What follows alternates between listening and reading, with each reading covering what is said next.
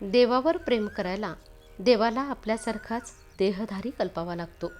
म्हणून आपले देहावरचे प्रेम कमी व्हायला, देहबुद्धी कमी व्हायला सगुण मूर्तीचे, सद्गुरूंचे ध्यान करावे लागते.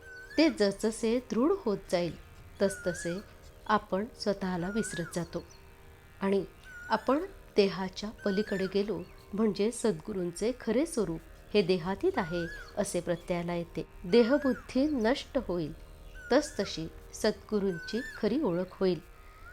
ज्याने देहाभिमान नष्ट केला त्याचा मोठा ज्ञानीसुद्धा हेवा करतो.